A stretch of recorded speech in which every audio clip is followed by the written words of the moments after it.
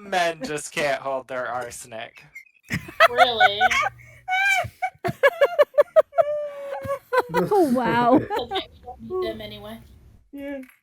All right, are we all ready? As ready as we'll ever be. Oh, welcome over. Welcome to QCP.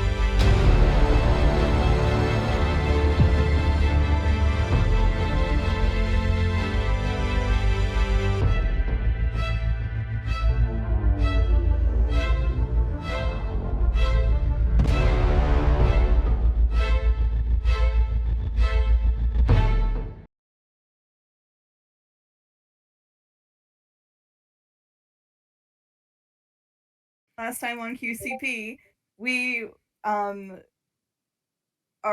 entering one phase of fuck around, and then some characters are entering the find out phase. So Marcellus. Wait, what happened to my owlbear rodeo? Why is it just a little question mark? Mine's up. Mine's that's up. weird. Okay, never mind. We're good. I just had to refresh it. Okay. Okie dokie. You scared me for a minute. I scared me for a minute. I was like, I don't have time to redo it right now. Fuck it, we'll do it live. We're live here. So, Marcellus, going over to the Ainsworths? Here I am, going over to the Ainsworths. I am gonna... I had already said I made Azazel. What is wrong with my character? Why does my character sheet look crazy now? Did they do an update on D&D Beyond? What's going on? Mine looks normal. It's what like did you do? Before I could click on spells and stuff just on tabs on the main sheet, and now I have to go to the little box with squares, which is weird. Did you Oh, weird. Are you on mobile? No. Oh well. Yeah, mine looks the same. Yeah, mine's the same. Mine is too. You might just need to reload. Oh, yep, that did it. Look at me. I even just like checked your character sheet because I know we have like the campaign and there wasn't anything wrong with it. Okay, yeah, it looks fine now. So I made Azazel turn into something very small, a spider, and climb into my pocket. Ew, spider. Why a spider? To be inconspicuous. Why not a dormouse? Why is it gonna be a spider? I'm creepy. If spider that I know is not gonna hurt me, I'd be okay with it. Ugh, no. So, he doesn't like it. His suit doesn't fit. He's not a fan. He is doing this solely because I asked him to. He likes his true imp form, and he doesn't like this. So we're gonna take a stroll to the Ainsworths, and this time Marcellus is ready to talk to that gate guard with that invitation in hand. Marcellus, this time you are met with a different guard who welcomes you in immediately with like a low bow, and he says, welcome, Lord Marcellus. We've been informed that you'd be arriving today. Huh. Well, you should tell your friend that works the gate here that he needs to take some lessons from you on manners. Absolutely, sir.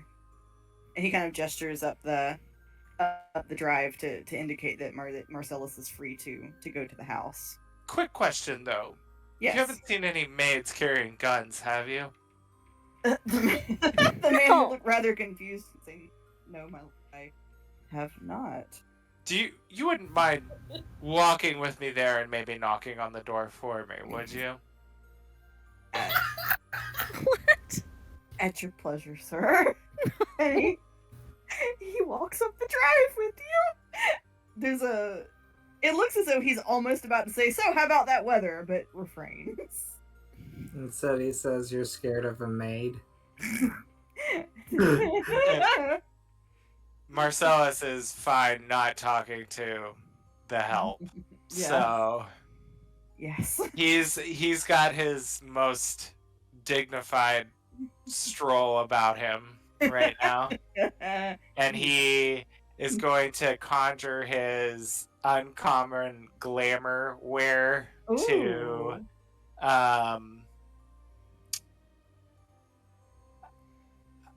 it's just gonna be like glittering, like with like onyx rhinestone embroidered heavily. He looks like he's dripping with wealth. Ooh, he got that drip, drip, drip. Ye old drip. Ye old drip. Ye old drip. So Marcellus, he escorts you to the front door. It is opened by a maid, not the one with the gun who has shown you her gun twice at this point, but a different one. Marcellus ducks as the door starts to open. He ducks behind the guy that walked up there with him just to make sure. But when he sees no maid with a gun, he like steps out and is like, "Madam, I believe I have an invitation to tea." Yes, the lady at the house is right this way, my lord. And she takes you into a little drawing room where there is a woman already waiting for you, with a full tea service. Like, we're talking like tea, 3-tiered little thing with the finger sandwiches on it. Like, she's busted out the good stuff. A little, what looks to be like a little flask of something if you'd like something a little stronger in your tea. Of course I do. He would say, "Annie, I presume." So I've just pasted a picture of her in the chat. But she does stand and offers you her hand as a lady should, and she says, "And you must be Marcellus Sinclair. I do apologize for your reception last time. We weren't expecting a man of your stature here in our little town." Well, flattery will get you everywhere. Oh, here, please. Have a seat. We've been waiting. No doubt, I'm sure. And he would like sit down and say, "Now this is what I mean by a proper welcome to a guest. Thank you for having me over, my lady." Oh, of course. We were quite excited when we heard someone from the High Garden had come out here. A breath of civilization, this isolated little town. You can almost see the word backwater that she's holding that word in. He would sense that and he would say, "Backwater?" I could see where some might describe it that way. And am I right in thinking, hold on one second, let me go back to my notes really fast. No. Okay.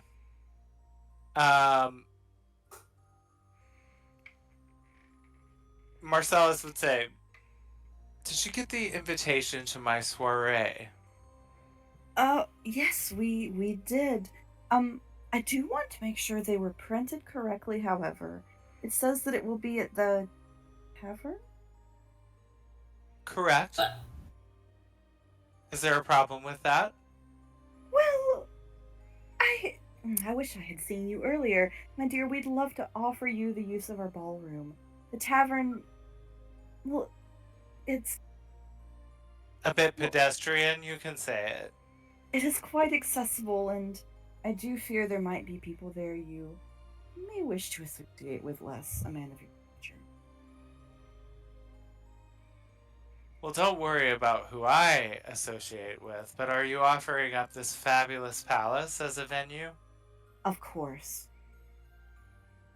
I suppose an adjustment to the evening could be made. It's not that I've gotten back many RSVPs. Something tells me this town doesn't have the appropriate attire required for such an event. Oh, I assure you, we do have masquerade clothes, but the hardworking people of Lower Rowan may not quite understand the finer parts of being invited to the party.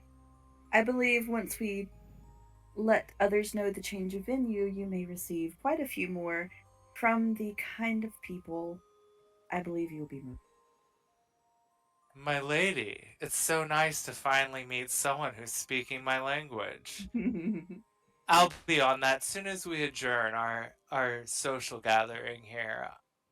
With your permission, of course. Oh, of course, of course. In fact, I can send some of my people to go ahead and take care of that now. You need not. I couldn't ask. Well, yes, I could. That'd be great. Of course, and it is the least we can do after you and your friends returned little Joseph to us. That was quite an ordeal in the town. I do hope whatever took the children has been dispatched. We could say partially. Oh, those woods are quite dangerous, aren't they? I'm not sure one ever fully cleans them out of the vermin.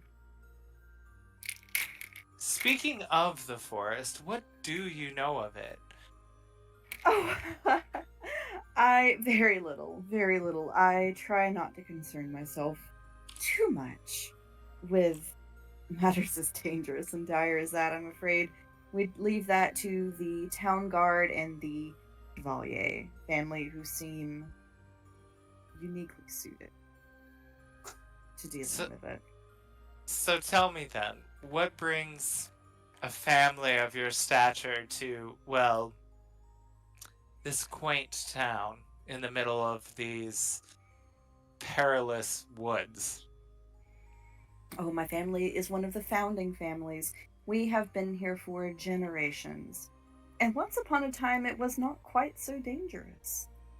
Only recently have we seen it grow this. How recently would you say? Oh, I couldn't say for sure. A few years. Our little Georgina,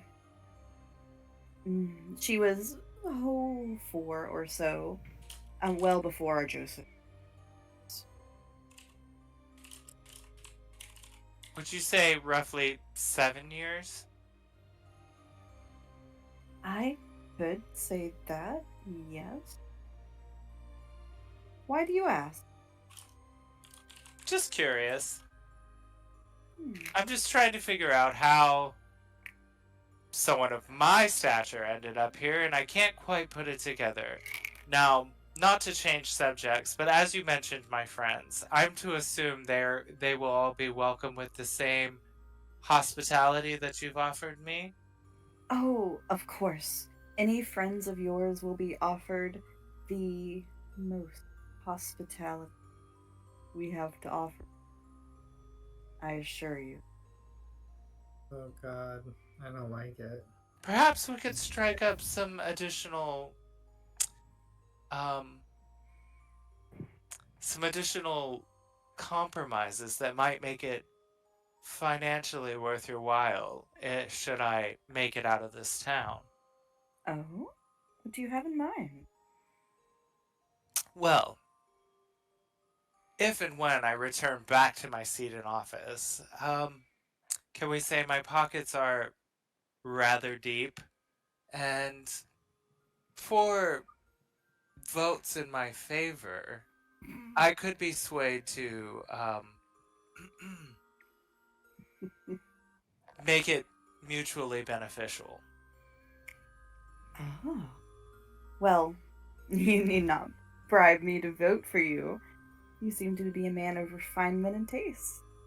I believe you have many policies I would find perfectly healthy for a nation.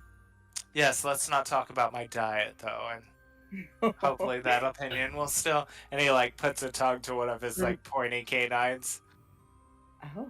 He's like, "Oh, is that whiskey?" And he like snatches the bottle up and puts some in it in his tea. Good man. Good man. She laughs very politely and she says, Marcellus, speaking of politicians and the High Gardens, how are things back in civilization? Well, I'm sure you probably know one of my more famous rivals. Vivian. Does that name ring a bell to you? Would that be Vivian Benton? And Marcellus, you know that's not her. Nope, I know it's not her. Not Benton. Someone with a bit more stature. Oh, oh, I'm sure the name From is just from escaping me at the moment. Foxford. Do you know any Vivians from Foxford? She's struggling. She's trying not to show it, but she's struggling to know that. Good lord, darling, you have been stuck in these woods a while. Oh, here does it show. Vivian Athena. The Conroy. The Conroy. Oh, that was the Chevalier woman's maiden name, Miss Grace, I believe. Mm-hmm. You got it, Miss Grace. Oh dear. No, I must ask though, speaking of these families, how is the Benton family doing? Ah, the Bentons. I did hear that something rather unusual happened with the Evangeline? With Evangeline? No, maybe I've been the one stuck in the woods too long. What's happened to Evangeline? Oh, well, I don't know, and I do, hate to repeat gossip, but I do hear something. The child has quite disappeared. I don't know if she has turned up anywhere. Evangeline's child has disappeared? Evangeline herself, my dear, she would probably be about 11 or 12 now. Oh, you know, time for, well, someone like me is difficult to keep track of. So, you're right. I suppose she would only be 11 or so. I would have thought she would have been a teenager by now, but so she's disappeared, has she? Well, of course, you know, it is entirely possible perhaps she's run off, or I just wondered if anyone had found the poor girl. I know that they were a bit worried about her. Why do I feel like there's something you're not telling me, Annie? Here, have some whiskey. Oh, she laughs and she laughs and she pours the whiskey in her teacup and she makes as if to drink it. Marcellus, make me a perception check. Oh Please no. do good at this. Please do good at this. Yes, nat 20, 21. Woo! She looks as though she's drinking it, but she does not. Marcellus has already taken sips of his, and he sees that, and he, like, puts his glass down on the table. And he's like, something wrong with the tea, darling? Oh, no, I've already had quite a bit of it already this morning. Went out for a bit of a ride, you know, and that does make me thirsty. Did you go for a ride into the woods, by chance? Oh, heavens no, it's not safe to go into those woods, and I have no way of defending myself. Well, except for a hat pin, and I don't think that's going to do me. You'd be surprised. Oh? And he was like, so you rode around on your little compound here so as not to associate with the lower echelon of Rowan? Well, I do believe it's not wise to disturb them in their work. They are so industrious.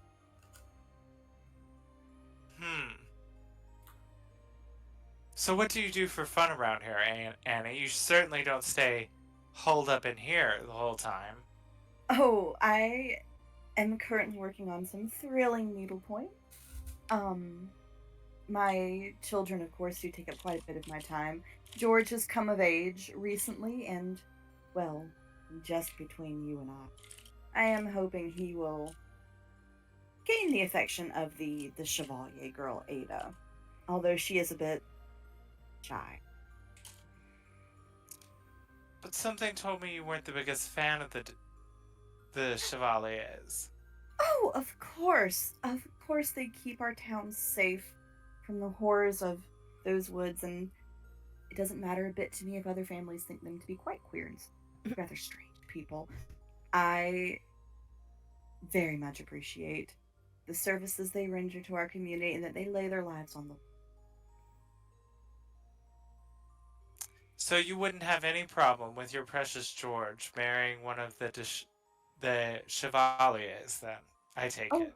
Of course not, although I do believe there's only one that is eligible at present, Miss Ada. He really has tried quite hard to get her attention. She seems to be very wrapped in her work. Yes, that Ada. She's very work focused, we could say. Yes. Which is quite fine in a modern woman, of course. What else do you know of the Chevaliers? I know you said they're strange, but what makes them strange? They've been nothing but hospitable to me. Well, aside from Hildy. Helen's the mom. Damn it. You never get it right. Helen.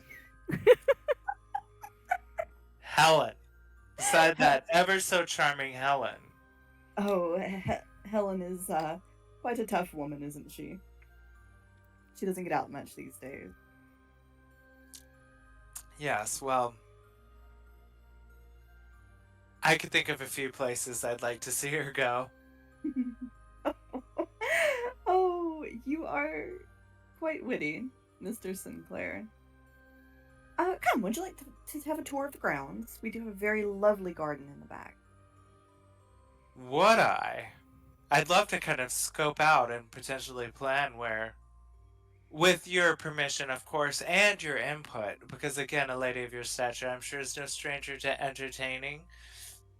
Oh, of course not. Here, please, walk with me. And she offers you her arm, quite ladylike, and takes you out to the back gardens, which are beautifully manicured, exceptionally tightly tamed, not a leaf or a shrub out of place. He loops his arm through hers, and as he does so, he sends a message to Azazel to climb out of his pocket and hide somewhere on her. Okay. All right. So she shows you the garden. As you're walking in the garden, you do see a man a little older than her, out in the garden as well, dressed, exceptionally finely, and he has a spider monkey sitting on his shoulder with a little silver collar on it that comes down and is attached to something on his wrist as a sort of leash. A little silver chain. Huh. And you have on-grounds entertainment, I see. Does he dance? Oh no, that's my husband, Gideon. Oh. Well, interesting. As a pet monkey? The pet monkey. Oh dear. Oh, Gideon can get it. Gideon. What am I missing? Hold on. I put the picture in the chat. Hello, sir. Hey, Gideon. Oh, hey. Hey, guys. Hey. Marcellus just got inexplicably more giddy. You know what they say, you can't have fun without the buns. Mm. That man is caked up. I'm about to giddy on. Ah, No. y'all are bad. That was Terrible. awesome. Can't blame me. Annie- I didn't start it. he would look at Annie and like peek one eyebrow up and be like, "Nice work marrying in with that one." Oh, thank you, darling. He is quite the catch, and well, you do have 3 children. I mean, I'm surprised it's not 10. Oh, well, not for a lack of trying. And so it gives him a little slap on the arm. Marcellus would actually enjoy this kind of humor. He loves this. This is great. She's like, Gideon, do bring Darling over here and show Mr. Sinclair. Marcellus, this is my husband Gideon, and his dear pet Darling. The monkey peels its teeth back and hisses. Oh, Darling, a little afraid of strangers. Oh, that's okay. And he was like, I'm less interested in the monkey. Gideon, Marcellus Sinclair, it's nice to meet you. And he would take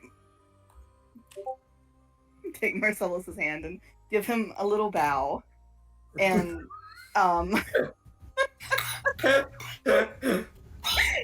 Marcellus is trying to like make him bow deeper. I'm just kidding. Marcellus,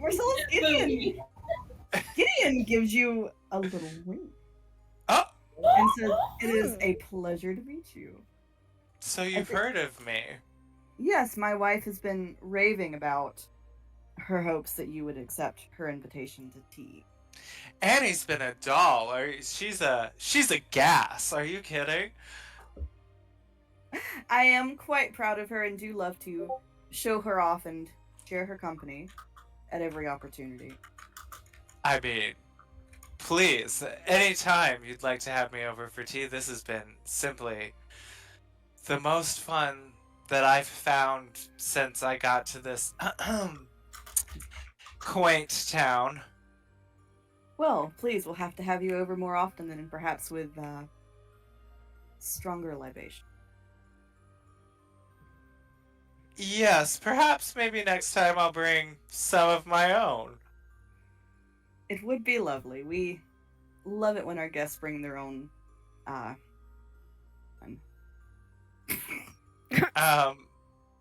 That gif, I can't.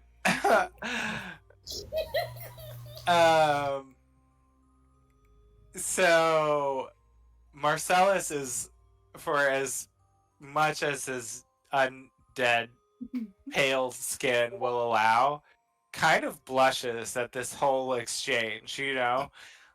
This is like very much his type of schmoozing.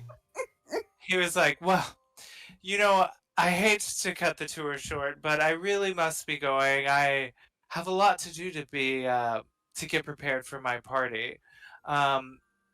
The grounds are beautiful. The garden would make an exquisite place for dancing, I think. Oh, of course, and with the strength of our estate's gates, we can be out after. Unlike other places. By the fact that I cleared the floor. And perhaps with the appropriate magical additions, we could have some nice ambiance and lighting out around the garden. Of course. We will see that it happens. And I was like, hi. Annie, I do appreciate your time so much, and thank you for having me for tea and offering to host my party. If there's anything that you need from me, whether that be financially or organizationally, planning, you know where to find me. Please send a call and I will be here immediately. This has been a wonderful day. We were so glad that you accepted our invite. Please do avail yourself of everything we can offer. I will say, you have one made with a certain affinity towards the propulsory weapons that are a touch intimidating when she answers the door. You might want to have a little bit of a conversation with her about Oh. her welcoming. Oh, oh dear. Do you mean to say one of our maids has a gun? Oh, you just got somebody in trouble. Yes, I'd say. And Oh, granted, it may have been my approach when I first came here, but she wasn't the warmest nor the most welcoming, and I have to say, if you don't know who I am by now, honestly, Oh dear, we will correct that at Oh no. it will not happen. she I and assure you. wait, and am I wrong in thinking that they also came by the De Chevalier house the next day and she was there with a group of people? Uh-huh, it was the same one. Mm-hmm. Yes, well, Don't. her No. affections did not waver at all towards me when she arrived at the Chevalier house no. the next day, sporting the this- same smug and disdained look on Oh her face. no. At the Chevalier house, my dear, we've not sent any of our help to the Chevalier house. Just because you didn't send them doesn't mean they didn't show up. Clearly. Well, we will find her and make sure her training is thoroughly correct. But this gatekeeper you have, this one, not the other one. The other one was really rude, and I sent my card to be delivered to you, and he disposed of it in my face. Oh Um, dear. Was it James? I didn't catch his name. You know I don't ask the help's names. Of course. They all look the same to me. He would say, but he wasn't there today, and let's say that was a marked improvement. Well, we will speak with him and make sure he's refreshed on proper protocol. Well, I am so excited to attend the party, and I can't wait for my friends to meet the fabulous Ainsworths and see this lovely estate that you've built here. It's no wonder you're the founders of the town. You're the only ones that appear to have any sort of progressive thoughts in your mind. Oh, I think you will find this very, very progressive. We look to the future, a bright future for everyone here. And he would say precisely my thoughts on the matter, and he would like bow super deeply, and he would whisper to Azazel, "Stay here. I still don't trust them." And he would telepathically send him that message because of his new little trait that he got, and he would leave. All right. Marcellus? Or rather, Azazel. Once Marcellus has left the property, Annie stops to talk with Gideon and she says, well, nothing useful about the Chevaliers, nothing useful about the Benton. Really. All he did was... And Gideon says, well, now, my dear, it does take time, sometimes, to learn what we want to know. Be patient. I'm sure, given his propensity for speech, that we will learn things. And so, nothing of interest about the Ainsworths or the Benton girl, right? Yeah, they said nothing, they didn't... Annie is disappointed that she didn't learn anything of interest about the Chevaliers or the Benton girl. Or, yes, I'm sorry, I said Ainsworths, but the Chevaliers, yeah. And Annie says, oh, I don't know how much longer we're hold out. Stronger every month. She said who's stronger every month? She just said she is stronger every month. Not Annie, but an unnamed. Right, right. She. Mm-hmm.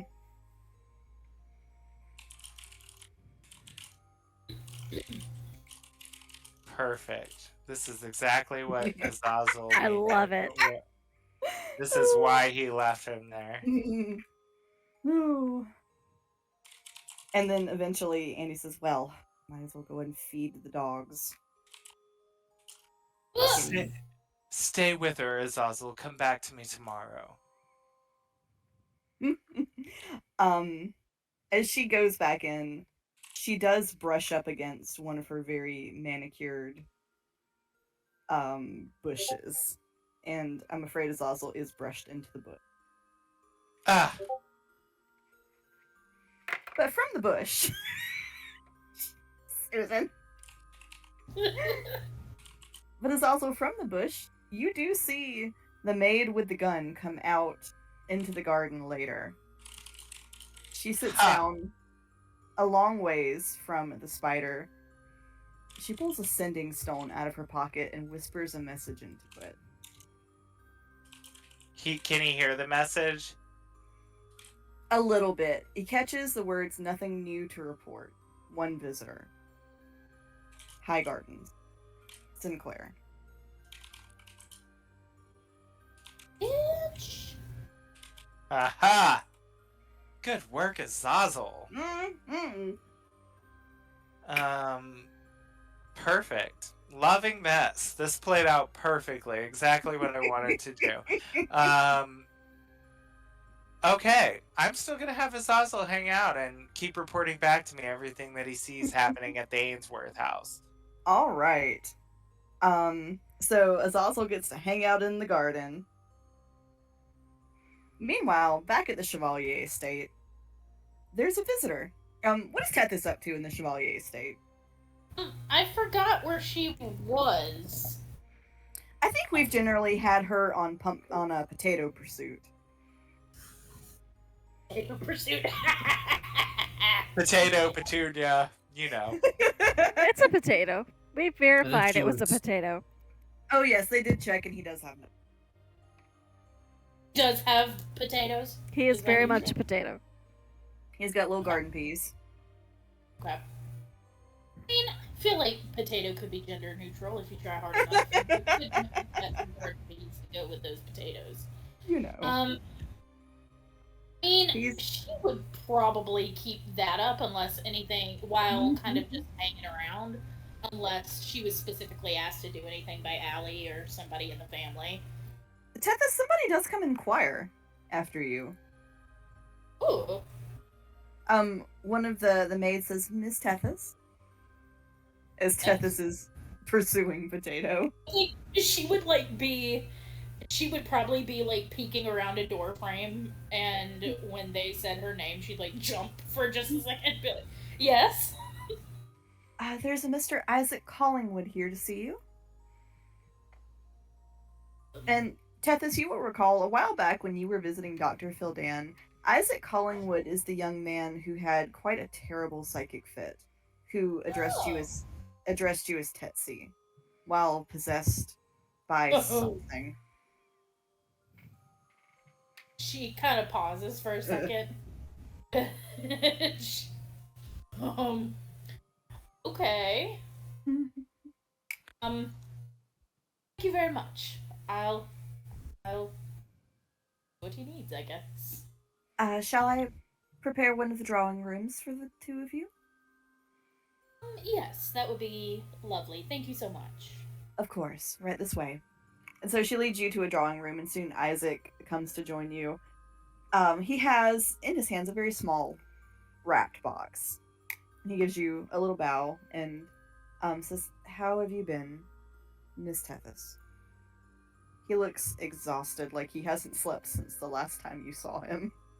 Oh, bless his heart. How old is he? He is probably, I would say he's about 21, 22. He's still decently young. She would look at him slightly surprised and be like, "Oh, thank you very much. I mean, I can't say I can complain. I've got a roof over my head and nothing too terrible going on at this very moment. You look extremely tired. Have you not been sleeping?" I'm afraid sleep does not come to me easily on the best nights. I'm so sorry to hear that. I don't know It's... what the hell this accent is I'm using. Hey, it's all good. He he offers the little box. Dr. Fildan told me you helped him with one of my fits, and I wanted to bring a gift. I meant to bring it sooner, but they said you had gone into the forest. Oh, well, you certainly didn't have to, but what a lovely gesture. I appreciate it. She'll take the box, and she'll. I don't know if she was sitting or standing, honestly, but now she's sitting, and she'll open it. So it is a rather assortment of very nice candy. Sort of like like little chocolates, and he gives a little smile and says, "Well, I hope you find this appropriate. I don't want to overstep, but I do want." And he starts to look distracted, like he's looking at something behind you, and trying to pay attention to Tethys, but also something keeps getting his attention to your left. I do hope you don't find it inappropriate. Not at all. You didn't have to do this in the first place, but I greatly appreciate it. That's very sweet of you. She would kind of pause for a second and go, is everything okay? And, like, look kind of, not directly behind her, but kind of glance to the side, see if anything obvious is back there. Nope, nothing's there. Not a damn thing. He hesitates, and he says, I do believe Dr. Fildan said I said something in a trance that made you quite uncomfortable. Oh,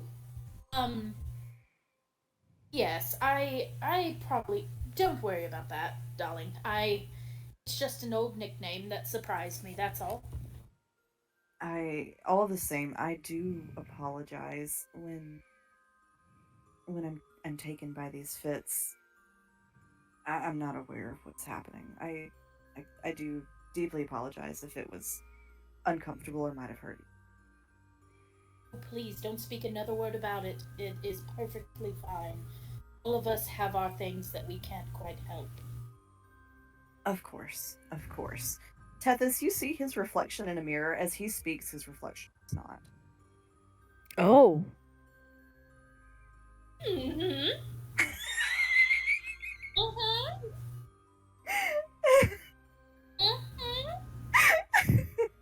Don't put all of her energy into staying calm at the moment. And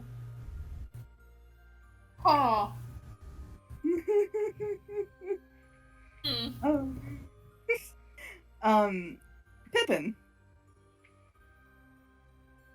as you were spending your time in the mansion, you see suddenly the spirit of a woman whose head has been bashed in.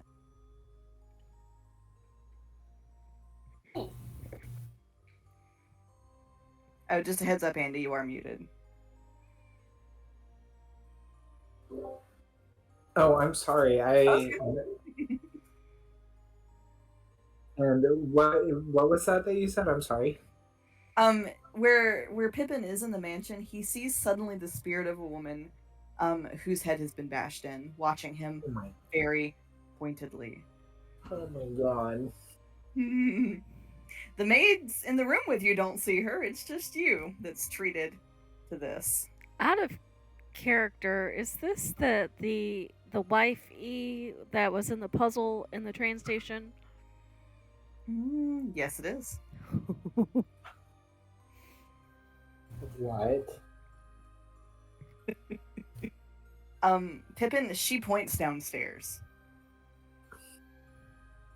I feel like Pippin already has kind of that haunted thing anyway. Mm-hmm. So I feel like he is not particularly alarmed by seeing her, but I think what's unusual for him is that she doesn't look like someone that he would normally see, like someone from his town. Right.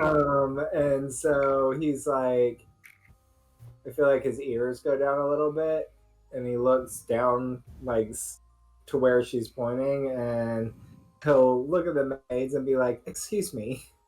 And one of the matrons, yes. And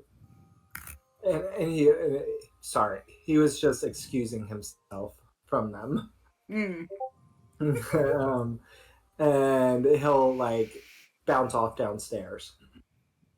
Pippin, you come upon Tethys and Isaac downstairs. Just as Isaac is explaining to Tethys that he has a particular ability, some might say it's an ability that he can't necessarily always control, but that allows him to commune with spirits. Oh. Sometimes quite against his will.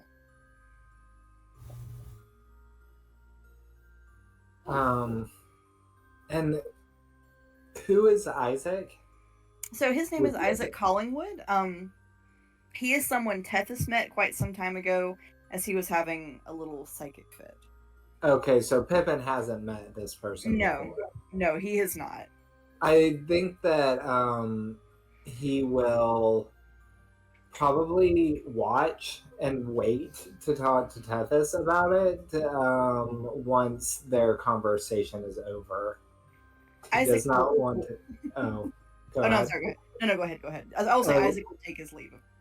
Okay.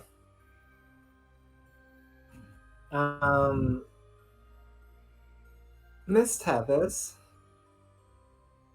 Hi, Pippin. He'll like hop over and he's like, "Was that a friend of yours?" He's still here, or is he gone? Isaac has left. She would say, "Oh, I wouldn't necessarily say friend, more of an acquaintance that I helped another acquaintance with not long ago. He was coming over just to bring a thank you gift," and she'll kind of like motion with the little box. Well, I know that you were out looking for potatoes in the garden, I assume. But you may have missed, there was talk of us throwing a party, somewhat of a seance, if you will. Back home we call it Hallow Feast, but I think that your friend might be the perfect attendant. I think that there are some people here that would love to speak with him. Oh, really? Particular reason why? I don't know. Maybe he knows something about if one's head was bashed in. She'll stop for a second and blink a couple times and go, "Ben, are these people live?" No, that's why I think he'd be the perfect attendant for our little gathering, because something tells me that there are some people on the other side, if you will, that really have something to say in regards to young Sir Isaac, is it? Now, when you say, I think she'll kneel down. She said, "Whoa, let me get this straight." She's up. I got like questions. pulls his jacket close, like he's trying to look very like astute. She'll go, "Now, when you say they have things to say, I have a feeling this isn't quite just a Susie says hi kind of situation." Yeah, I didn't get the feeling she was particularly happy about her current state of being. I ask why you feel that way? It was the scowl on her face, but again, maybe she has a headache. He says. Oh. I love how he's saying everything except that her head was bashed.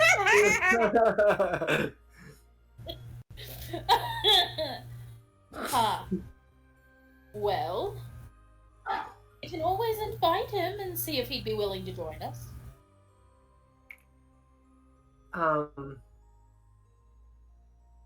He doesn't have murderous tendencies, does he? She would just kind of blink again and go, what? That's a complicated question, dear. Is it? Is Is it though? Like, you either murder someone or you don't. I'm pretty sure, Miss Tethys.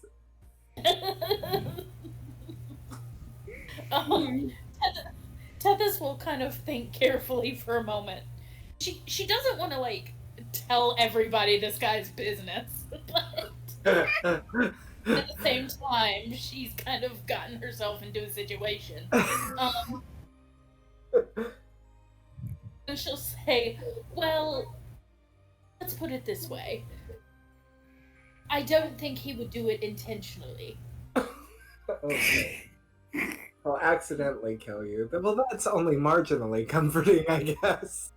Oh, I mean, damnation by faint praise. I mean, we do have Marcellus in our party, darling, so we can't really go throwing stones, can we? That is true. Ouch.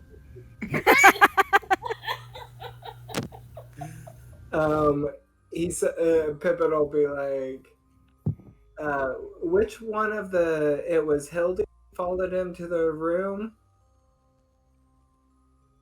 What is it? Was it Hildy that followed Marcellus to the room? Yes, it was Hildy. Her Okay. Her mom senses were tingling. Yeah, okay, and so I feel like when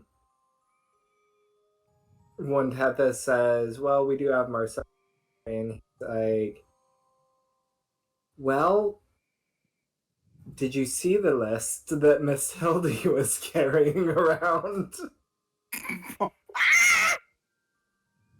It'll be a no from me, dog.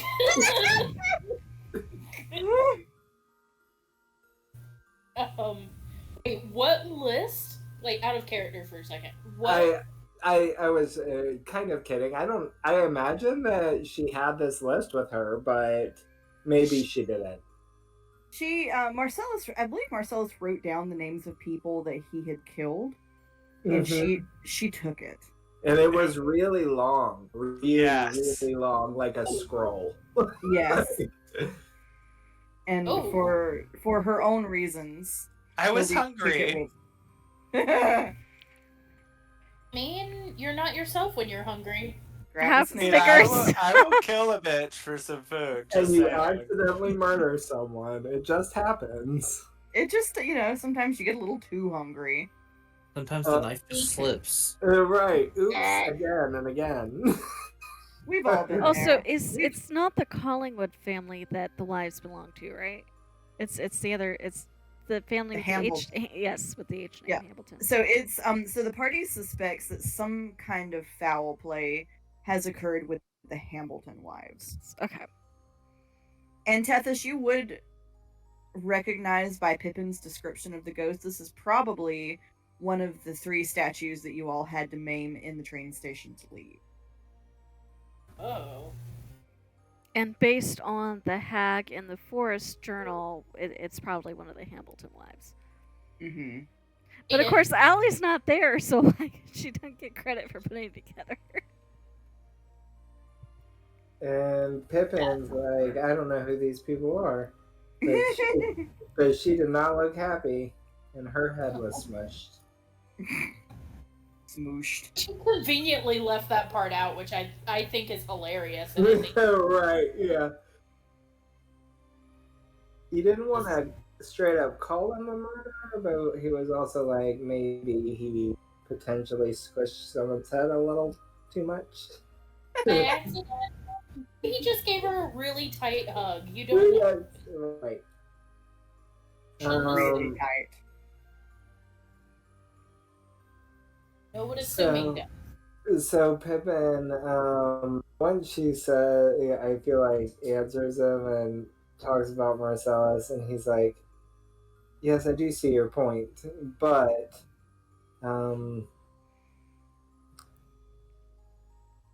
You know what they say about an angry ghost.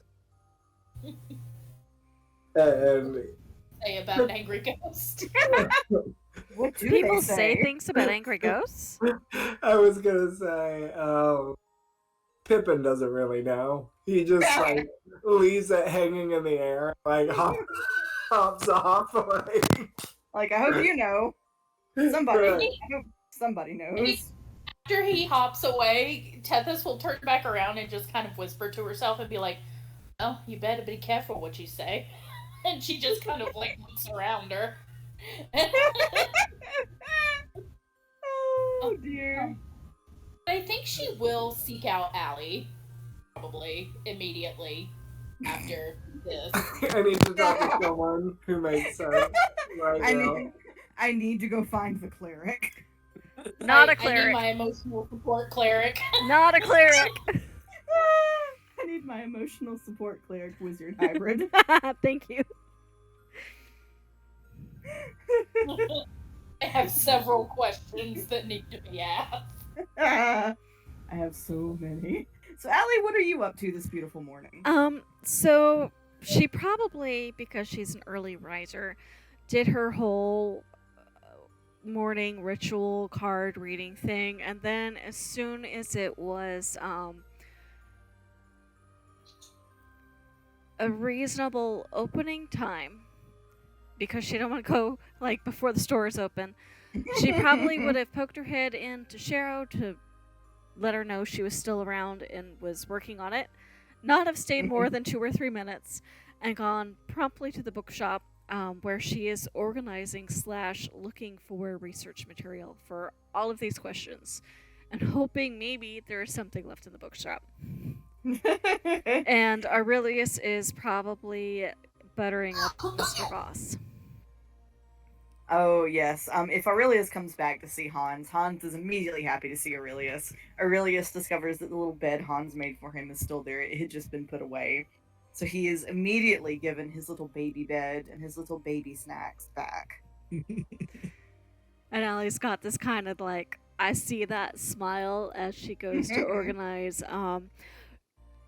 She's probably working on the history section to start for reasons, because anything that she's looking for, there's a good chance maybe the history section is her best bet. So she's organizing all the history books and making a pile of anything that looks like it might contain any of the information on the area, history of the land, mythology. She's pulling as well, because of Shero's request, any like history of mining or metallurgy books, things like that. Okay, whoa, that's a lot of things to look for. Yeah. Okay, roll me investigation. Investigation. Okay. Yes. I want my baby snacks, baby snacks, baby snacks. Yes, Aurelius has immediately been allowed to resume position baby. Okay, and you said investigation, right? Yes. Okay. I was kind of hoping it might be a history check, but we'll go with investigation. Well, because you're looking through the book. I know. I was just trying for those extra points. Guidance? Sure. Okay. One of these days she's going to tell me no, so I keep asking. Well, I kind of differentiate between, are you in a situation where you could stop and do it, or is it a situation where you have to react or act very quickly? Okay. Should not have rolled. Oh, wait. That's better than I thought. That is a 18. Okay. Allie, tell me 3 topics you want to find information about. So tell me your first one. First one would be mining. Okay. Allie, you do find some books about mining. So once upon a time, a little boom town sprang up around a mine. This boom town became Greater Rowan. However, the area was always a little unstable, and mining there, while dangerous, they found that as they built towns and fortified it, it became safer. Okay. And there is some indication that the danger in the woods wasn't like lions, tigers, and bears, but what they called strange creatures of neither shadow nor fey nor material plane. Okay. So she will file that information away. All right. Sorry. Nope. Go ahead. Second topic. Second topic would be like myths and legend, mythology type things of the area. Most of it is stuff that you have already seen or heard, but you do see a tiny snippet, just a sentence that talks about people who settled here long, long ago, believing in something called the sleeping god. Oh. Okay. Which I believe you will recall was mentioned in that book. In the greenhouse journal, right? Yes. And then what's the third topic you're looking for?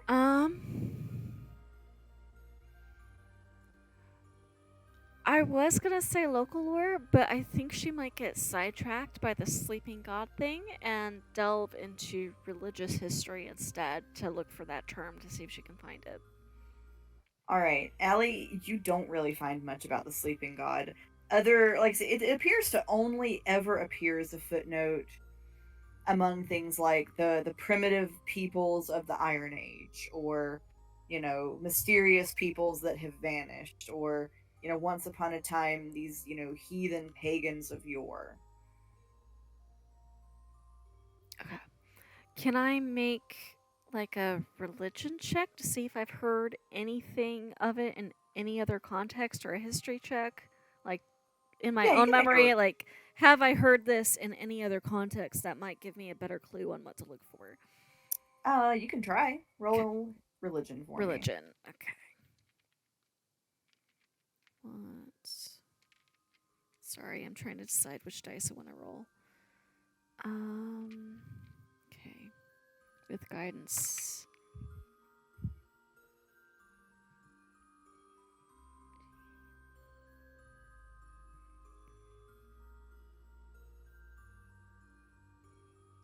That is an 18.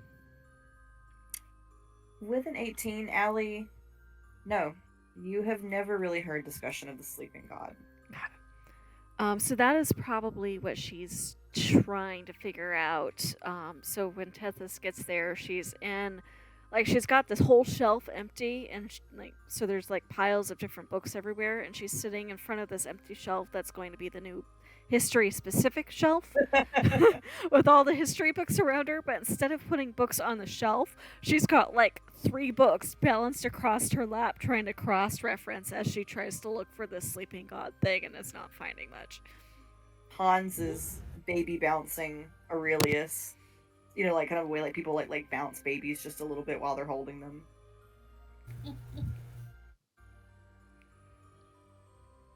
Love it.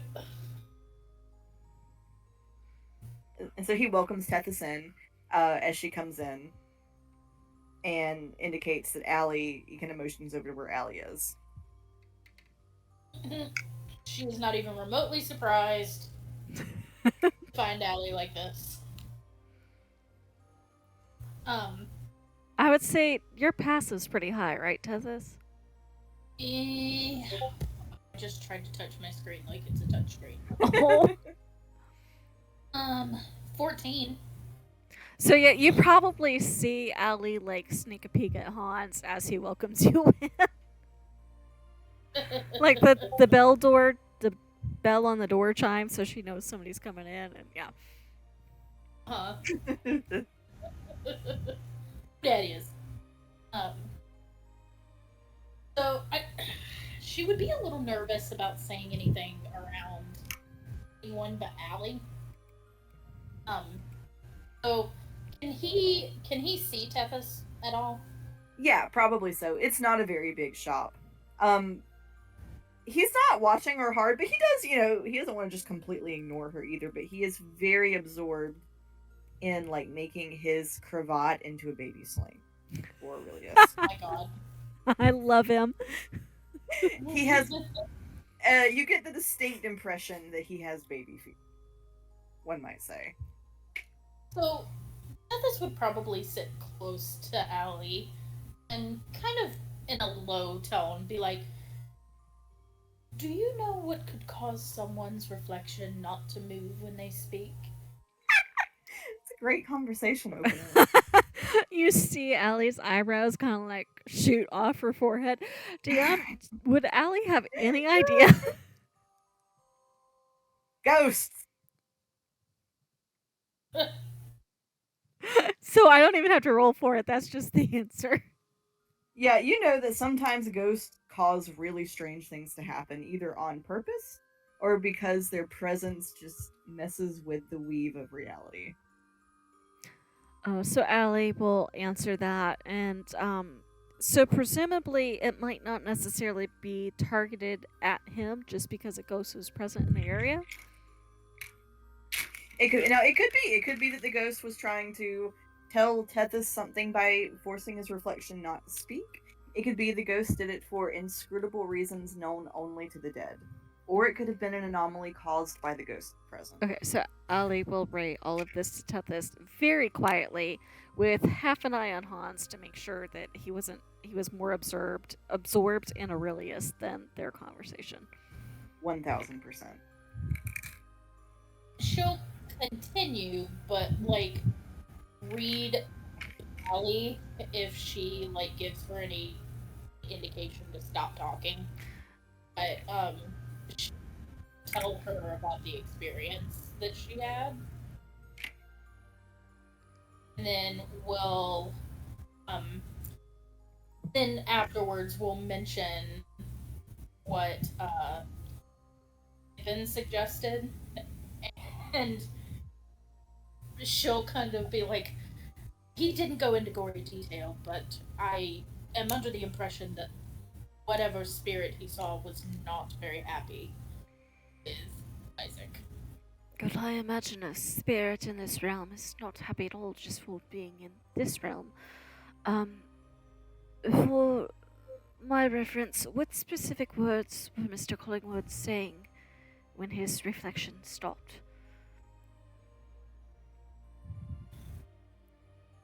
Wasn't he talking about his abilities? Yes, he was. Okay, she'll relay that. So this is either, if we're looking at that specifically, it either means that we should pay attention to his very specific abilities, take warning against them, or it was an anomaly that just happened to occur. Well, based on my experience with his abilities, I can get rather violent. So perhaps it was a warning. I do not have the experience you have, so I will defer to your judgment as far as if we need to invite him for our little event, which I already think is not a good idea. But, Ma'am Hildy already has shown her support, so I don't want to discount it altogether. I don't know that it would be a terrible idea for the spirit. I just want to make sure that we have the ability to aid should anything go not according to plan, if you know what I mean. I know what you mean. And that is my own concern as well. On that, we are on the same page, it seems. Have any of the others been informed? Or do we want to keep this to ourselves until we're sure? I have not told anybody else. I fear that though I hate to say it, I feel if I tell Marcellus, everybody else will know before chance to investigate. No, I agree. He has less than the desired amount of discretion on a number of points. love how we're trying to be so polite when shit fucking works out. And she's again Be glad her I'm not there. she's kind of like glancing over at Hans or Mr. Voss as she still calls him, to double check. It's less that she doesn't want to insult Marcellus, and more that she doesn't want this person who has been wonderfully nice to her to hear her talking bad about someone. Aurelius has been ensconced in the ye olden baby bundle and is currently being carted around the shop as Hans shelves some books. I like to imagine it's like when you baby hold Remy and he's just loving it. Yeah, so he's made like like those little slings, like baby slings that people Mhm. wear on their front. He has kind of very But Aurelius that doing very that. content and smug, happy with himself look on his face that Remy gets. Oh, Papoose. absolutely. He has papoosed Aurelius and is like talking to Aurelius and like showing him the little books as he puts them away. Oh my god. Sickeningly adorable. Alli will look And- over at Tethys and go, and I may be in danger of losing my familiar if I'm not careful. You might want to keep an eye on that one. The man or the weasel? Probably both.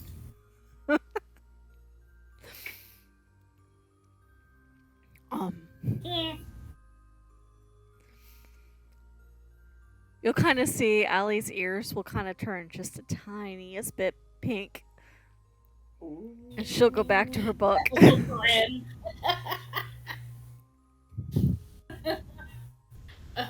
She goes, so, depending on how we feel, I could send a note over to Isaac and ask him to join us.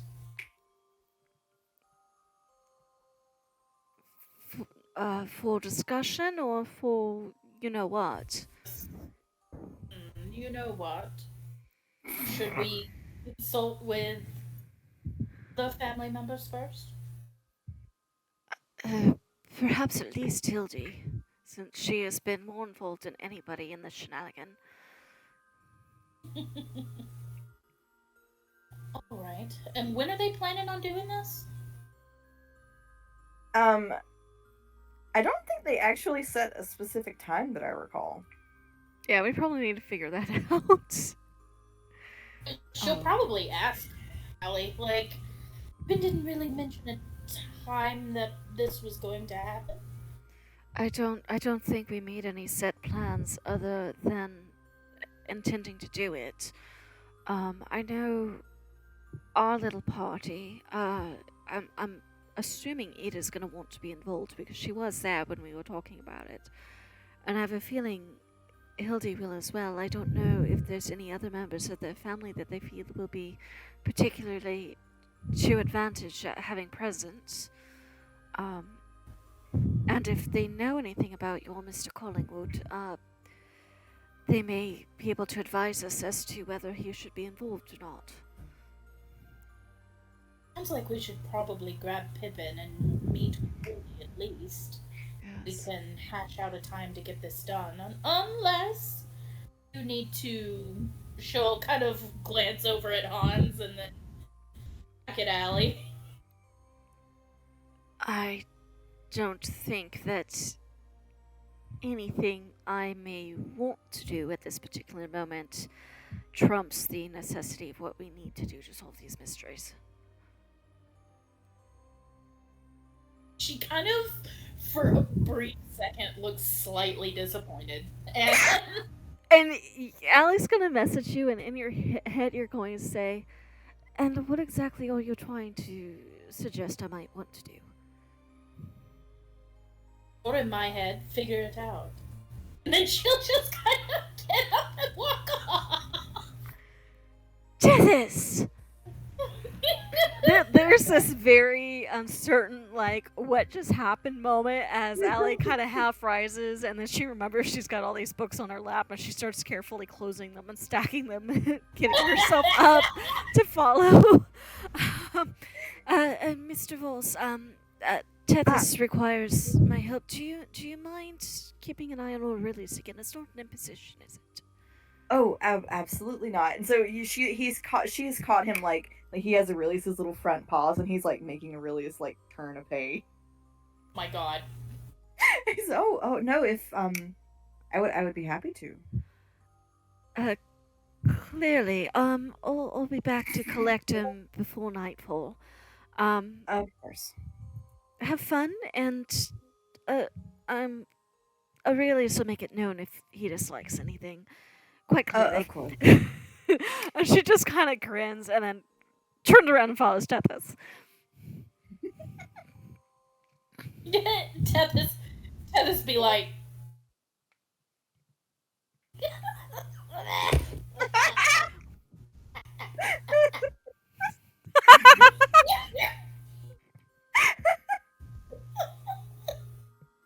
Oh Lord. She's a But I got a taste of making Alli flustered, and this is my new hobby. New target acquired. Right? Literally. It's no longer pick on Totally Marcellus, great. it's pick on Alli, apparently. Potato gets a break for a little bit. There's blood in the water.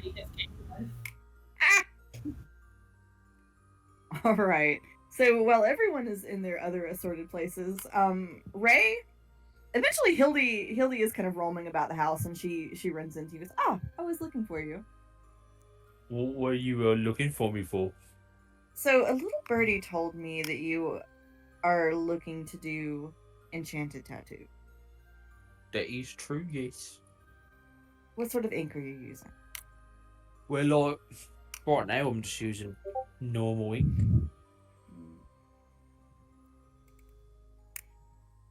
I do know how to make.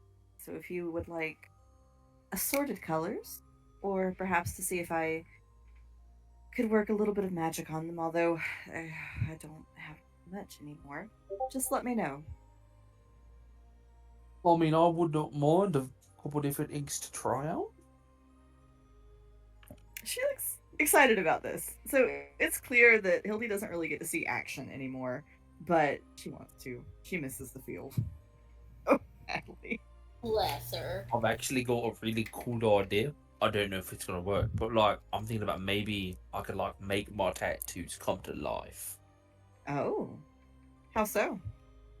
But like, you know, like there's that fancy spirit stuff my tribe believes in. What if I could like manifest the spirit inside of me as like a projection with one of my tattoos? Fascinating. Yes, I think it is a right intellectual pursuit. It does take a clever mind to do those sorts of things. Thank you for noticing. I'm not as dumb as I seem. You don't seem dumb at all, my dear. I do have a question for you. Yes. Ada tells me that you found some books in that greenhouse. I did. Can you tell me what was inside of them? Oh, the greenhouse. Yes. There is If you just a second, I can get to my notes. Ray is just buffering. Yep. Huh. So there was this book. It was called The Sleeping God.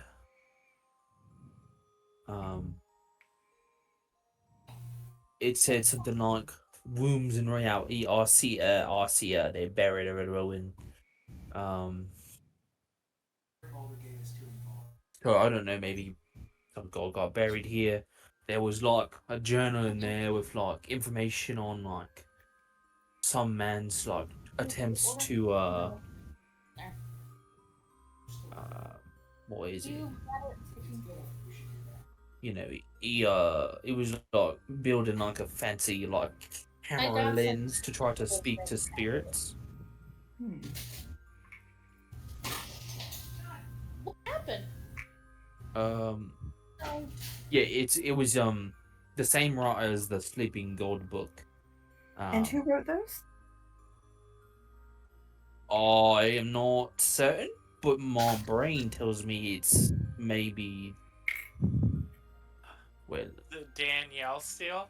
I think it was Oswald Hamilton, wasn't it? It had Mm. did it have OH in it? No, it didn't. She's gonna examine this. It's just, oh, here we go. Oh no, this is interesting. And so she'll point to she finds a signature. Erasmus. He was one of my professors in school. He was. He was. She, she looks a little embarrassed. He was from a particular sort of the continent that used hair. So hair Erasmus, and it was quite unfortunate because he, like Mr. Pippin, was a hair and gone. It is quite spectacular. I had no idea that he had come here. Well, So she's sort of looking at them. She goes, he did leave the university. He was seen as a bit eccentric, but he had very peculiar theories about how to move between planes. between you and me, I think he probably isn't alive anymore. There's way too Unfortunately. many E initial characters. Sorry! I got really excited about the letter E, apparently. Apparently. But also, listen, this shit happens in Victorian literature sometimes. If I get to be frustrated, so does everybody else. Yeah, no, there was like that parasite. Look, there was like this weird blobby black substance in like a petri dish. And I did something right smart. I threw a piece of stick at it, and it ate the stick up. Oh dear. Did it eat anything else? Well, let me see. What else did I do? What did Alli yell at you for doing?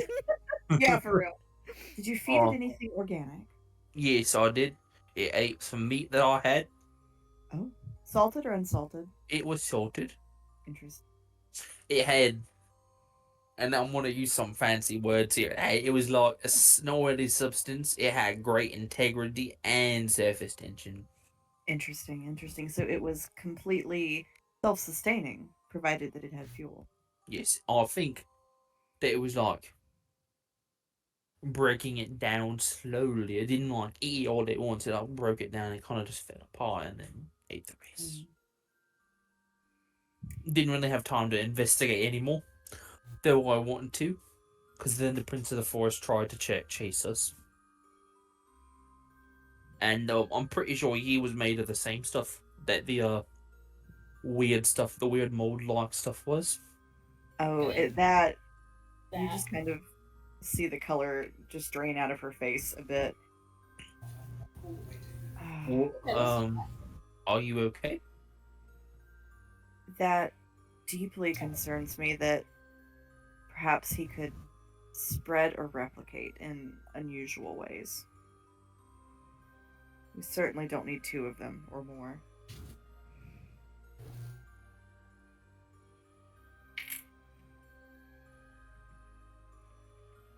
Yeah, I agree completely. That would be horrifying. Luckily, I think we burned the mold stuff, right? Alli froze it. Froze Okay. it. Alli, she was very intelligent with this. I think she froze that thing, froze the substance, and it stopped growing. So I think maybe ice could be the solution to destroying the prince. Well, that would be... Oh, dear. She just kind of shakes her head. That... Oh, concerns because me. Alli gave Hildy the note, so Hildy knows what Alli knows about that. Mm-hmm. Mm. Yeah, but she's trying really hard not to, to hold it together. Yeah. Thank you for letting me look at these, Ray. Have you told your party members about what you've read in these books? I believe so. Double check. Alright, I will do that. DM. As I shall say, one thing I learned after extensive adventuring was to make sure everyone knows everything, because you never know when it might be useful. That is very wise words. we might have gotten into a few scrapes that weren't strictly necessary. And she kind of gives you a little grin. I do believe they're coming. Looks like some of them are coming up the drive now. I should probably return to my own work, but thank you for showing me that, Ray, and if you do learn anything else, please let me know.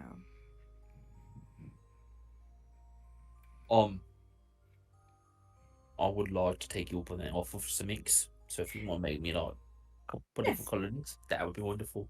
Do you have any requests for color? The only thing I can't do is green.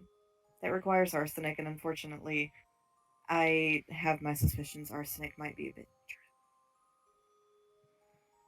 Well, luckily for me, I don't even know what that is, so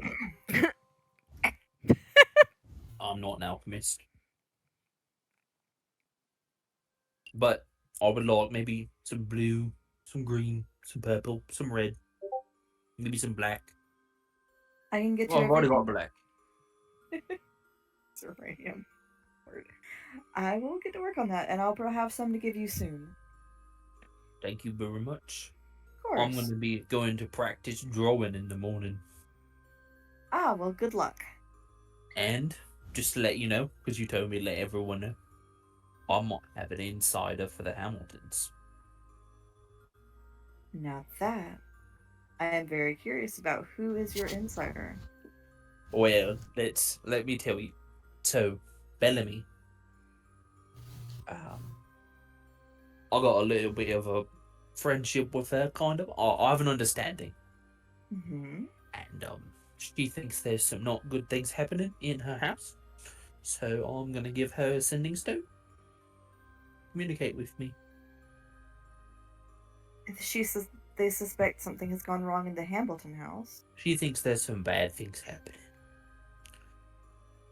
Hildy doesn't look as surprised by this as she should. Ray kind of leans in and like whispers, "I personally think there's some bad violence going on." Cheryl, Cheryl. Yeah. No, the Smith had to make a rapier. For who? Better me. And they gave the rapier to someone But from the just Hambleton Asian household? party. No. Oh. I had to deliver a rapier to Bellamy because she wanted Early it this for morning, I protection. took her to breakfast. I Wait, thought no, you Bellamy is delivered. the person. Yeah, you got They it flipped. gave me an extra biscuit if you want it. So Bellamy made the rapier and it needed to Oh, be yeah. delivered to. Yeah, they gave me like extra biscuits, so. I want biscuits. I want biscuits too. Are they Popeye's biscuits? What? How are you hearing me? Because I you're don't not think muted. you're not muted. I literally just clicked to unmute myself. Well, we definitely heard there were biscuits. Yeah, something's been picking you up.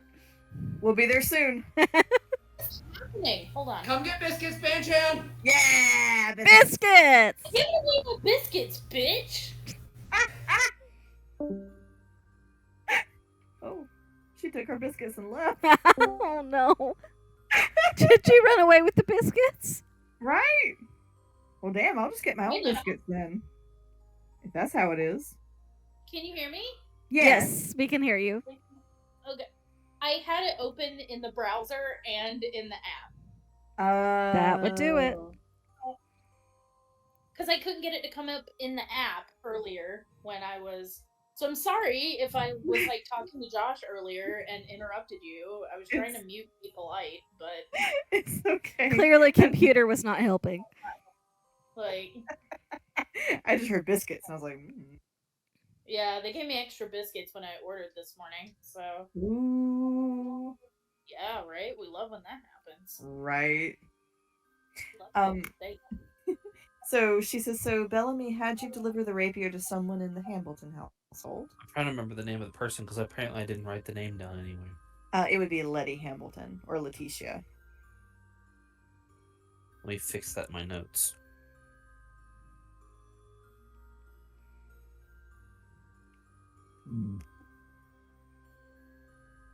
Bellamy made me give it to Letty. I've seen Letty down at the church. Often. She looks a little bit worried. I do worry for her. What do you know about like what we've been discovering? Letty? No, just what do you know about what we've figured out about Ah. E and what happened to her? I suspect whatever happened to E is connected to the profane ritual that destroyed those trees. You're right, but also I think this is just my thoughts. But there were, you know, our Mr. Oswald Hamilton had some wives that disappeared. Mm-hmm. There's a good chance that he was the one who caused their disappearances by killing them. That is not out of the realm of possibility. He was a doctor once. Although I don't believe he practices anymore. And the egg wanted potions made by one of his wives at one point.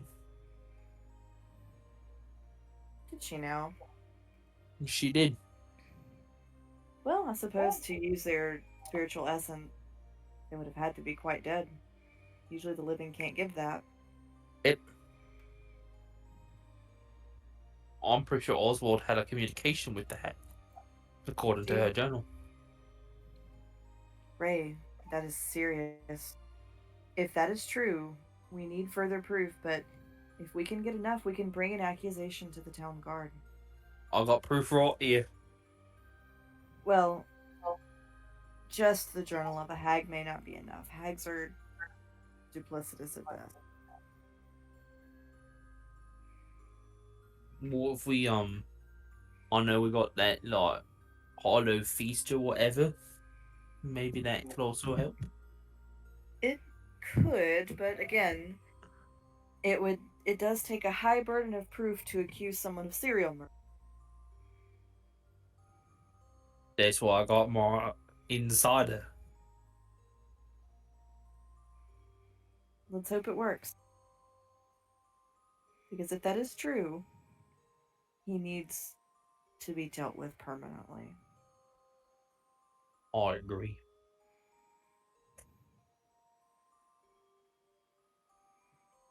She looks out the window. Looks like the rest of your party's coming back. Shall we go greet them and see what your next moves are? I'd say we shall. She makes as if she's going to like take your elbow, and she realizes you're a good bit taller than her, so she just kind of shrugs. And I know that feeling. right? She's like, "We'll just go." So No. the dining room is set up so that all of you can sit around one of their larger tables, and you're joined by Hildy, Ada, and Wilhelm. I think the first thing Allie's gonna say when she sees Ray is, Ray, you know the book you got in the greenhouse, the one that talks about the sleeping god? I'd like to borrow that. ASAP, please. What do you need it for? Oh, why do you think I would need it? For information.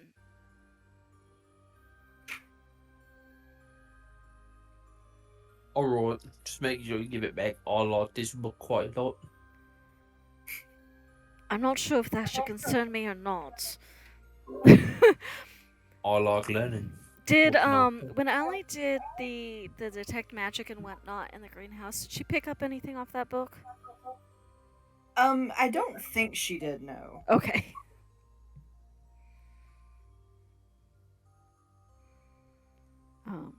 But she is, while they wait for everybody to get settled, she's going to start going through it and see if she can find anything that connects the pieces for what she's been trying to figure out. Okay. Make me a general intelligence check. Guidance? Sure.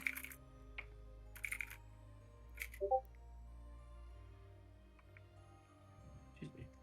And I was going to ask, Pippin said, Pippin was planning on going to get, like, the next day, or I guess today would have been just, like, pick up things for Hollowfest, like, dishware sets and things.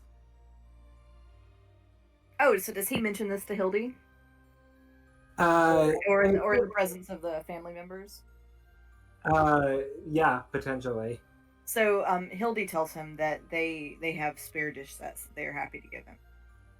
Oh, thank you so much. Would you mind if I altered their appearance? Oh, please go right ahead, and I don't even mind if they're broken. They're quite old. Um, I feel like Pippin will scoop up all of the dishes and then look at Ray and be like, Mr. Ray, Ish. I know how talented you are with just working with raw materials and altering their appearance. I don't suppose that you can change the color of this dishware. Well, let me see it. Let me think. And Pippin just wants them to all be black. Ooh. Hmm. And Well, what were you saying? oh, I was going to ask the DM. You said general intelligence, right? Not history or arcana? I'll also allow history or arcana, and I did also send you a quick note. Okay. Let me look at that before I give you the total.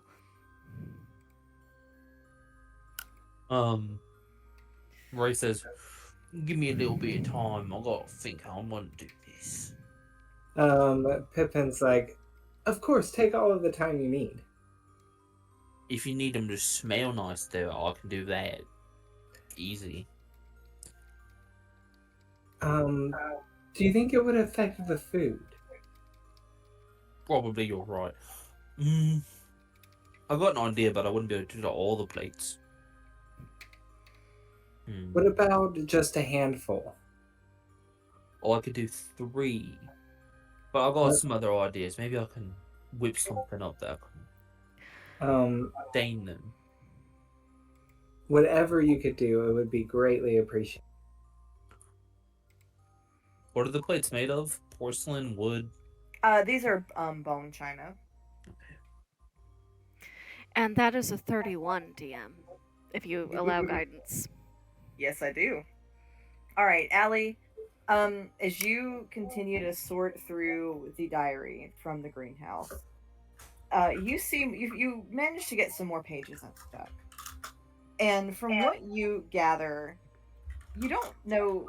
This is, of course, in Rasmus's diary, but you do see that Rasmus believed that before the other gods, before Honora, before Canuck, even before Medicine, that there was a singular god. But that something happened, and he isn't sure what, but that something struck down that god.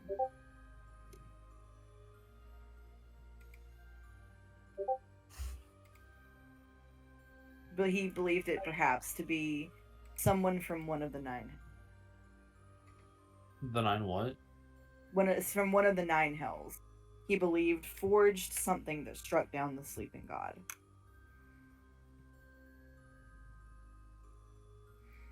So he believes the sleeping god is no longer in existence at all. No, he believes that somewhere near Greater Rowan is where the sleeping god fell.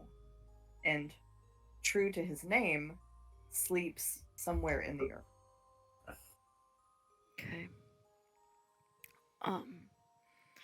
Alli, as everybody's getting settled and talking about coloring plates and everything, she's gone very, very quiet. And she, like, every page she unsticks and goes deeper into this, she's like, it's almost like she's tuning out everything around her.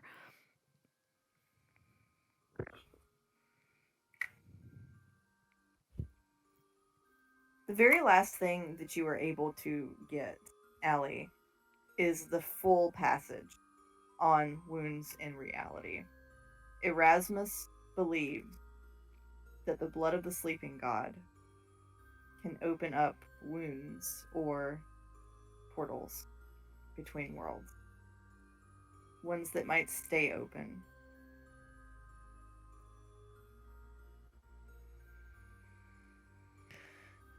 Y'all might actually hear her read the last bit aloud.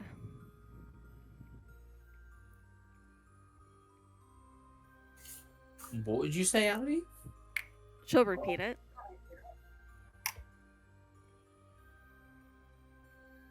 I did not like that sound. What did you find out? And she'll if she has everybody's attention, she's not going to explain things more than once if other people are talking. But when she has everybody's attention, she'll repeat the whole thing.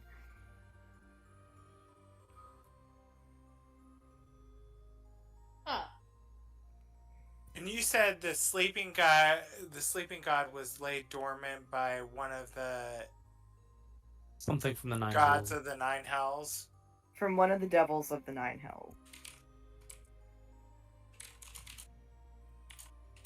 And then what could keep the portal open? Or The blood. the blood could keep the portal open? Mm-hmm. I'm just putting this in my note here.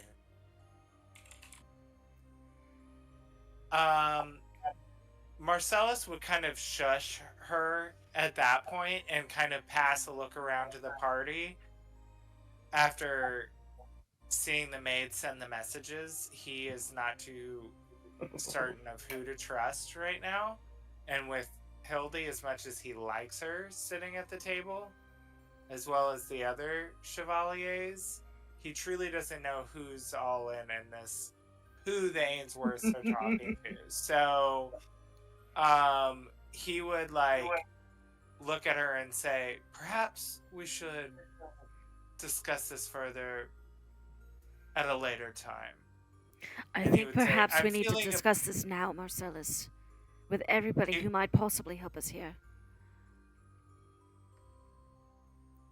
He would look at her and be like, Alli, I don't know. He said, my tea invitation with the Ainsworths was rather eventful, and I do think that I'm a bit exhausted, and I'd like to adjourn to my room. And he would say it all intensely. And he'd stand up, stomp a lot, make a lot of scene. Marcellus, if you want to act like a child, you may certainly go to your room for a timeout. I intend to talk with the adults here about the plans we have all agreed we are going to make together. And Hildy will say, no, it's... If you all would like to discuss this among yourselves, we can give you some space to do that. After Thank all you, your Hildy. hospitality and everything you've done, I would hate for you not to know the things that you ought to know. I'm sure some of you can come pass it along to us later. Alli will give her a curt nod, like, yes, I most definitely will. So the Chevaliers will leave all of you to the table. What you planning? What was that So- about, Marcellus? He would say, look, it's not that I don't trust Hildy. I don't trust the Ainsworths, and they've got ears to the ground with someone, and I'm not sure who. I left Azazel there to do some informational reconnaissance, and while they were ever so welcoming, and honestly, that Gideon Ainsworth is quite charming. You should see him. Tethys will lift an eyebrow. There's something else afoot there. Do you remember the maid that I told you about that answered the door with the gun?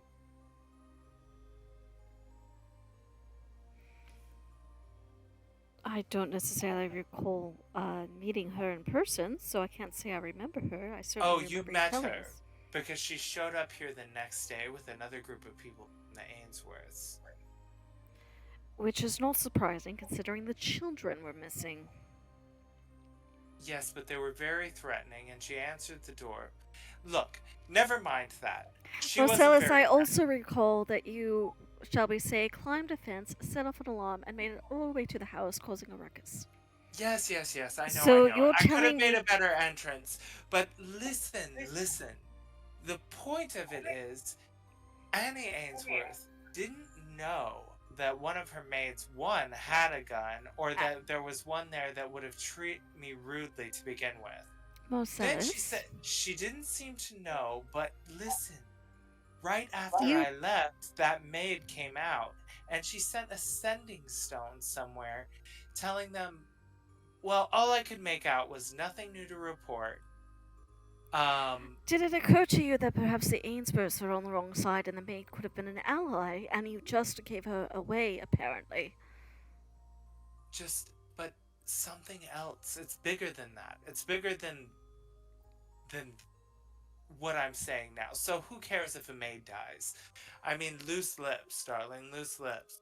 And he would say, but also, after I left, immediately after, Annie and dang it, Gideon, thank you. Addie and Gideon began talking about, one, the missing Benton girls and how they didn't find out anything new about the Chevaliers, and how she is stronger every month, and Annie doesn't think that she can hold out much longer. Which again tells us that maybe the Ainsworths are not on the side we want to be on. Of course they're not. We know that, darling, but what I'm saying is someone is listening in to what's going on here, and we don't know who or what that sending stone is attached to. So unless we keep this all information between ourselves, how can we be sure it's not going back to the Ainsworths?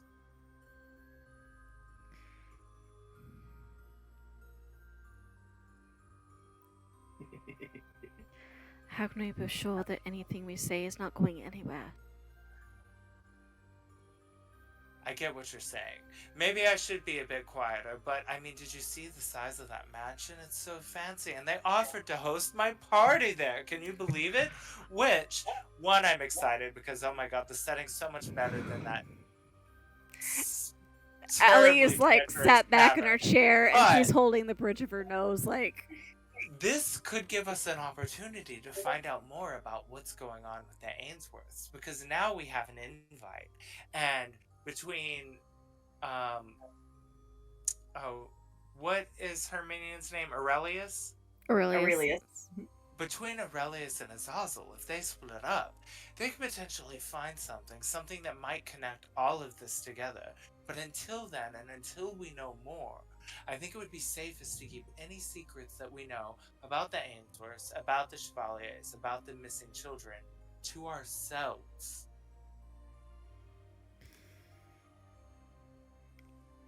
And I would rather not alienate allies when we might need them most. And if we do need them, we can tell them everything. But until we know what the Ainsworths are hearing, don't you think it would be best to be cautious? I'm not saying we act without caution. I'm saying that we let the people who we know can help us, help us. And the sending stone? Again, it seems to me that she's keeping an eye on the Ainsworths, and perhaps the enemy of my enemy is my friend, Marcellus. We can't know for sure. I understand, but if we let the wrong information slip, then we've potentially given the enemy an advantage. So while I trust Hildy and I want her help, are we not potentially putting her in danger by her knowing too much? And did you know that the Ainsworths want to marry their son George, who's Yes, adopted? it is quite annoyed by him. Yes, well, they want to marry him to Hildy. Ada? Damn it. I wrote Hildy. I love it when you mix up the names. It's so funny. Hildy is already quite married. How do I keep forgetting this? It's like word soup here. Name soup. Many names. All right, so let's have this conversation then, just us. We'll discuss who we share it with later. What do we know about the Ainsworths? Well, not much, because trust me, she was trying to pump me for information, and I think she might have done something to the tea. But I certainly don't trust her, and every time I asked her a question, she would answer it with a question of her own instead of actually answering the question. Sounds like a politician. Very much so. Noted, darling. Good eye. I just don't believe them, and I think perhaps they might be in leagues with the Hamiltons, if I had to guess. Alli will look at the rest of, she'll look at Pippin and Tethys and Ray. Have any of you heard anything about the Ainsworths that the rest of us should be aware of? Tethys would just shake her head. Pippin's like, I've never met them, I'm quite sure. Ray? But oh, sorry. Oh, go ahead. Keep going. I thought you'd stopped. I was gonna say, but has anyone seen the young Miss Laura?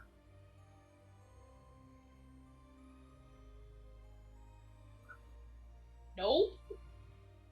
Would we have seen where Laura was, DM? Nobody has seen Laura today.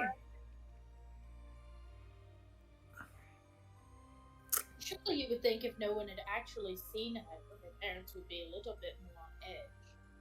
I just can't help but wonder if the she who's growing more powerful by the day means young Miss Laura or her companion. Tethys would raise her eyebrows like that's not a bad point. It could also be the being that we have heard whispers of a number of people making deals with. And I also do wonder if perhaps this dark magic ritual that was performed that desecrated those trees has to maybe do with a sacrifice, and those 3 wives were that price. I think the journal that the hag had implied that the wives were sent to her, and that the sacrifice made, based on the pieces we've gathered, seems to me to have something to do with E. Right, which makes me wonder if perhaps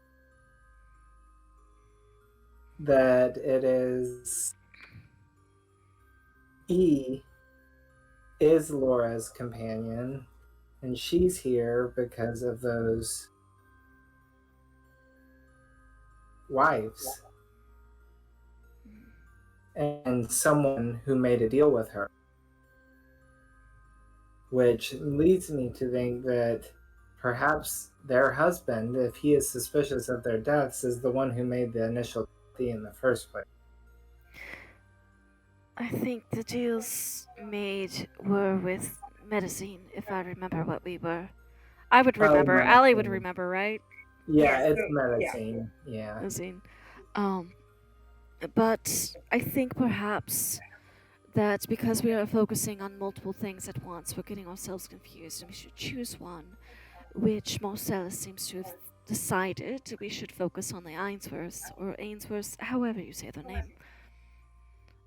I just think that they have more to do with this as a founding family in this city, of this town, with the trees being cut down, with the Hamiltons. And I think if we can find out their connection, we might be able to piece together the rest. Pull one thread at a time. Right. Perhaps they were all involved, and it was just the wives who paid the price. Ray, have you heard anything? You've been out and about in other areas than the rest of us. Have you heard anything about the Ainsworths that we should know? I don't The medals? think. Because I remember as a player, and I can't give Alli the information until you have him share it. The book about the metals of creation? Yeah. Weren't I they think- buying Bellamy right? out of all of her medals? Yes, they were. So Yes. the first day Ray was there, Bellamy was complaining that they had cleaned her out of I believe it was Mithril. Well, I do remember something. This was back when I started working for Bellamy. Apparently, they were like buying out all of the mithril or adamantine or something like that. It was one of them fancy magic metals, and she just couldn't like keep any with her. Alli's face will go white. Oh no, because- it's adamantine. Because the notes Adamantine. Oh say, yes. Yes. yeah, they stripped the entire city of adamantine to make exclusively adamantine wire. And there's something else that they had almost purchased all of what she had, right? I think it was Mithril. She was Mithril. almost- So, They were buying adamantine, electrum, cold iron, and mithril. and Allie's face will go white because the connection that I made the other night, DM, that I asked you about. Yes. Yeah, so Alli will put these pieces together and she'll go, my god. What did you find out? It's a theory, but the pieces are in place. They're building something on that property. And According now we to have sh- a And and now she'll we have way onto the property.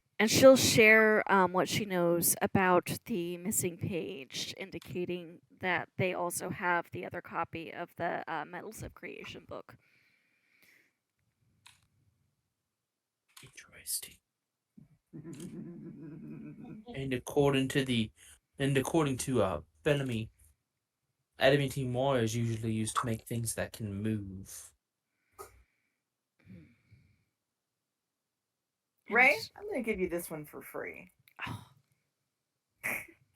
Oh, Ray, you do know some of what allowed Bit to move so freely was adamantine wire. Yeah, I actually, with my conversations with Bit, he told me that like that's something that helped him move freely.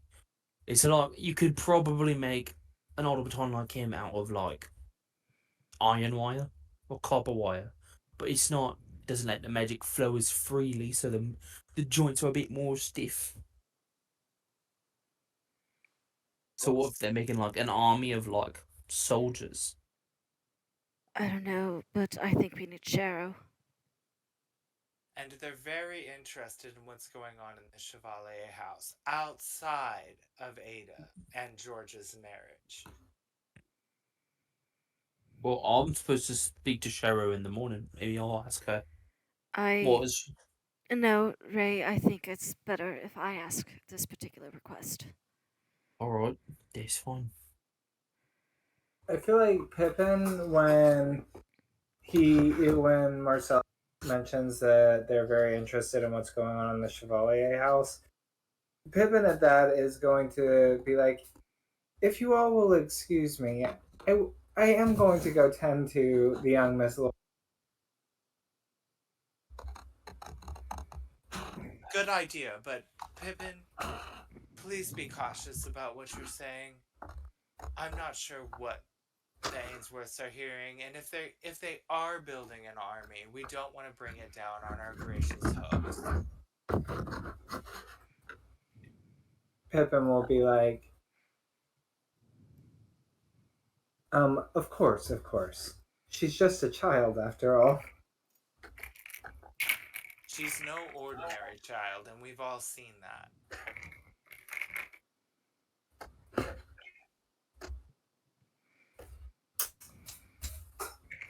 My, how the pieces are coming together. Holy shit, it's already 10:15. What the? Yeah. Busy memeing and scheming. Right? I mean, all the important things happening. Mhm. Right? Hey, but I found out something interesting and I didn't talk too much. Right? We are That's so We're proud. so of you. proud of you, Marcellus. I said nothing about what I knew, actually. I was trying to get information out of her. Oh, It was speaking of, before we end game, does Azazel hear anything else before he comes back to me? The only other thing that Azazel hears is the hellish yipping and yelping and growling of what seems to be a number of exceptionally Exceptionally what dogs? large dog. Or perhaps something more wolf-like. Interesting. Are they foxes? Not foxes, too big. Okay.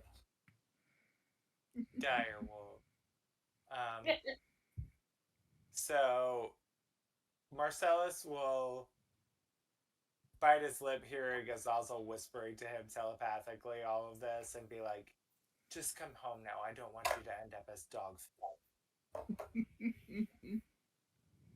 I will say, as Azazel makes his way home, does he do it as a spider or does he turn back into his regular form? He is going to turn into a Gant. Yeah, if he goes back into imp mode, he could go invisible. Okay, yeah, he'll turn invisible as an imp then. I was thinking a raven because he'd be able to fly faster, but I think that might be too obvious if there's a maid with a gun still afoot. So he leaves the Ainsworth estate invisibly. Yes. Alright, okay. I like it. But I guess Azazel could fly anyway, so. The way she says I like it makes me think that was probably the best call. Yes, it was. Because somebody would have noticed.